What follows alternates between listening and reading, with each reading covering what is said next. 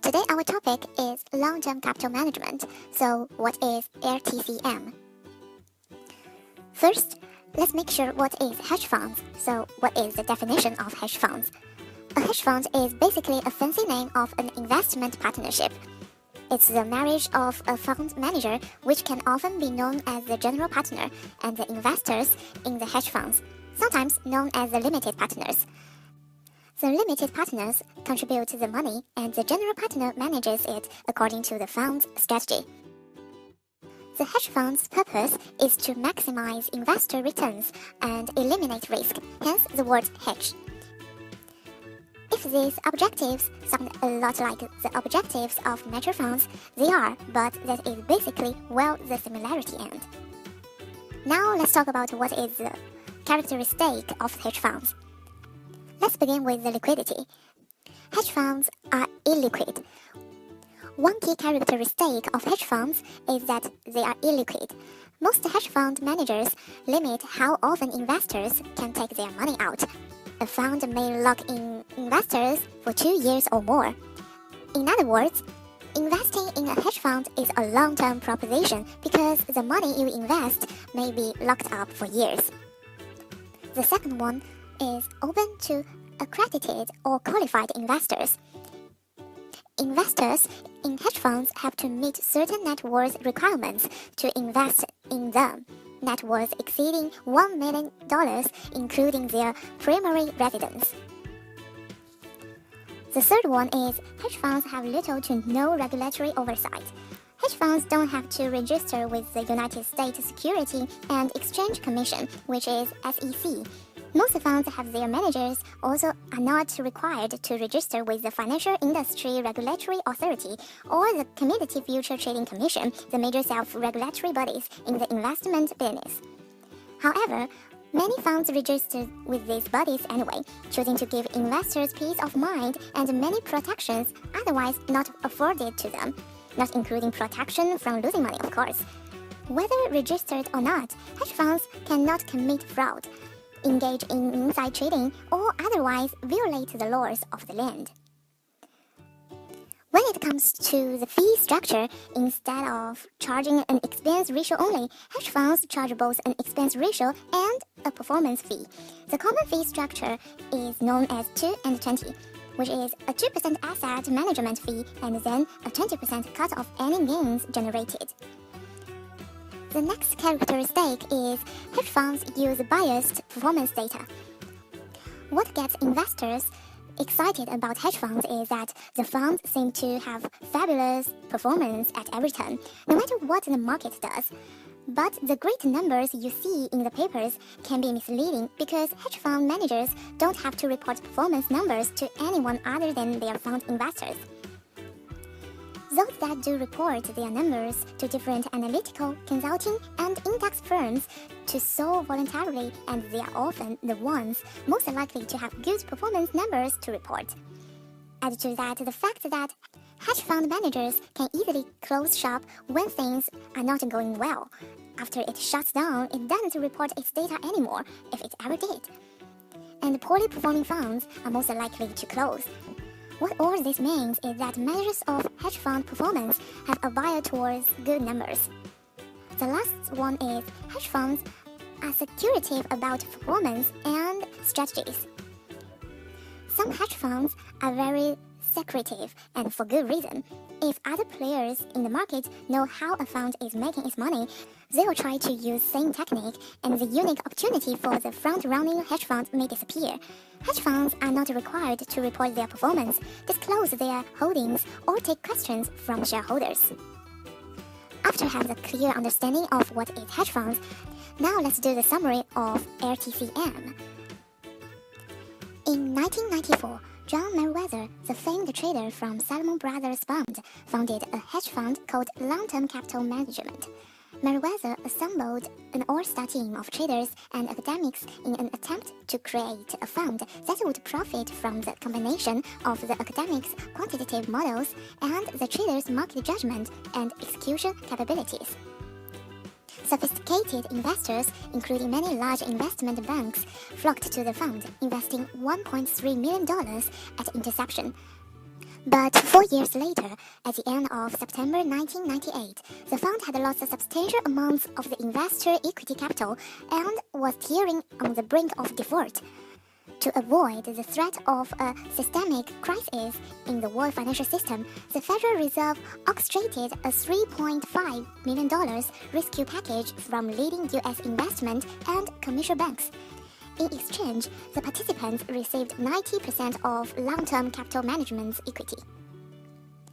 Now let's have an overview of long-term capital management. LTCM seemed destined for success. After all, it had John Meriwether, the famed bond trader from Salomon Brothers, at its helm. Also on board were Nobel Prize-winning economists Myron Scores and Robert Merton, as well as David Mullins, a former vice chairman of the Federal Reserve Board who had quit his job to become a partner at LTCM. This credential convinced 80 founding investors to pony up the minimum investment of $10 million apiece. LTCM's main strategy was to make convergence trades. These trades involved finding securities that were mispriced relative to one another, taking long positions in the cheap ones and short positions in the rich ones. There were 4 main types of trade: convergence among United States, Japan, and the European sovereign bonds, convergence among European sovereign bonds, convergence between on-the-round and off-the-round U.S. government bonds. Long positions in emerging market sovereigns hatched back to dollars. Because this difference in values were tiny, the fund needed to take large and highly leveraged positions in order to make a significant profit. At the beginning of 1998, the fund had equity of $5 million and had borrowed over $125 billion, a leverage factor of roughly 30 to 1. LTCM's partners believed, on the basis of their complex computer models, that the long and short positions were highly correlated, and so the net risk was small.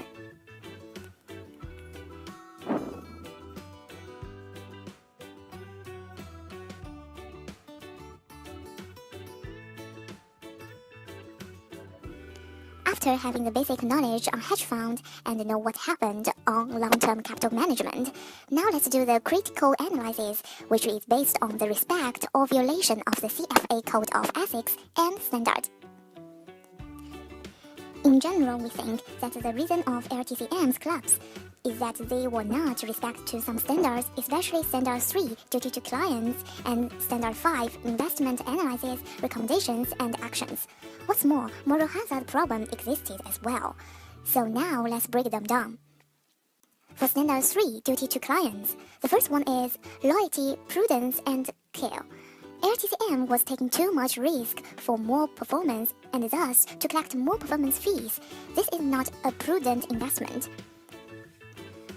In addition, in our opinion, LTCM gave money back to investors at the end of 1997 because investment opportunities were not large and attractive enough, which holds a different opinion as the previous view, like the trial for the model. The next one is no disclosure regarding the strategy. LTCM promised high return with the high risk taken. That is to attract more investors and thus collect more fees even if they didn't achieve the promised performance. Due to the lack of transparency, we cannot separate the fund's interests from the client's interests. After the massive losses, LTCM did not allow existing investors to withdraw more than 12% of their money before a specified date. When it comes to suitability, they did not disclose information about their strategy and thus the level of risk. So, clients did not know what they are investing in and if this level of risk is suitable for their situation. In the video of 2015, they only mentioned that the exposure of pension funds to hedge funds is bad because it exposes ordinary people who have no financial knowledge to high-risky investments. However, we believe that it also provides diversification for pension funds' portfolios, so for us, it is a fair risk-return relation. For performance presentation, LTCM did disclose their returns to their investors, but not in a complete way. That is, they did not disclose information about what kind of investments they took to make these returns. Due to the lack of regulations, LTCM wasn't obligated to disclose their performance to outsiders, but only their investors. The final one in this standard is preservation of confidentiality. LTCM and hedge funds in general did not disclose information about their investors to the public. They respect the privacy of their investors. That is, they don't disclose information about the name of their investors or the amounts they invested without their permission. We also think there were violations on Standard 5, investment analysis, recommendations, and actions for LTCM. The first one in this standard is diligence and reasonable basis. One biggest reason of the failure of LTCM is they relied too much on their model and the absence of human judgment. Their model was based on normal market conditions while it became volatile in 1998, so it had to be adapted but retrusted their model, which kept telling them to hold their positions while the market conditions were pointing that they should liquidate their positions. The issue of keeping the strategy secret did not allow investors and stakeholders to make appropriate due diligence before investing or making any kind of relationship with LTCM. Also, it is obvious that LTCM did not respect the communication with clients and prospective clients. LTCM didn't disclose information about the investment strategies and the process they use, also the risk and the limitations associated with their models. The last but not least, the moral hazard.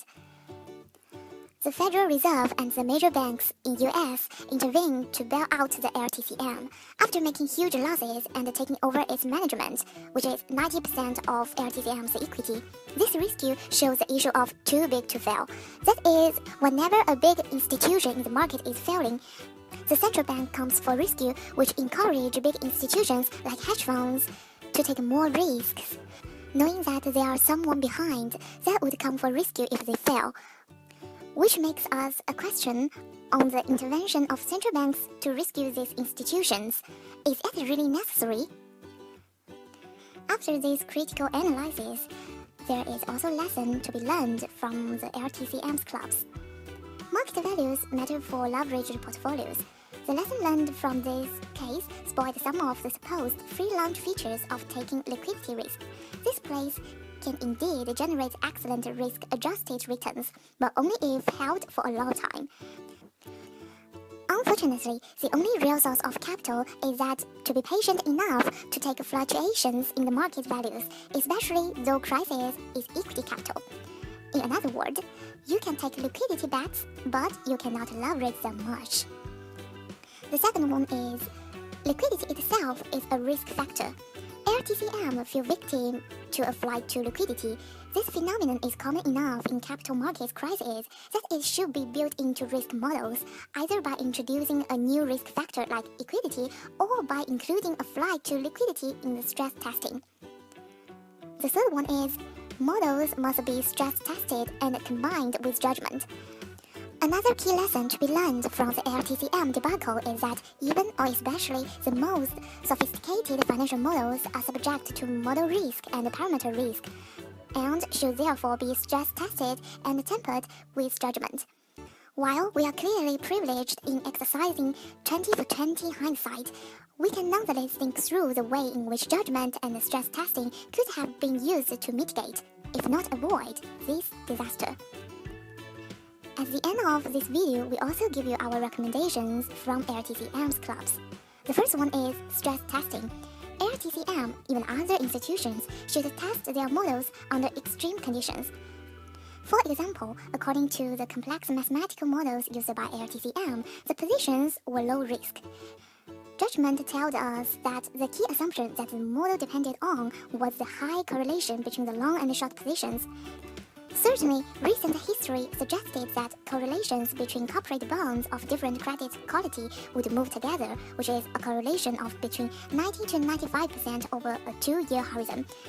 During LTCM's crisis, however, this correlation dropped to 80%. Stress testing against this lower correlation might have led LTCM to assume less leverage to taking this bet. The second recommendation is more regulations and transparency. After the last crisis, the hedge funds industry was a little more regulated, but it is not enough. We believe that if the regulators were to intervene to regulate this alternative investment, it would be a huge step since it would be a more attractive asset class. So that's our analysis for LTCM Case. Thank you for watching.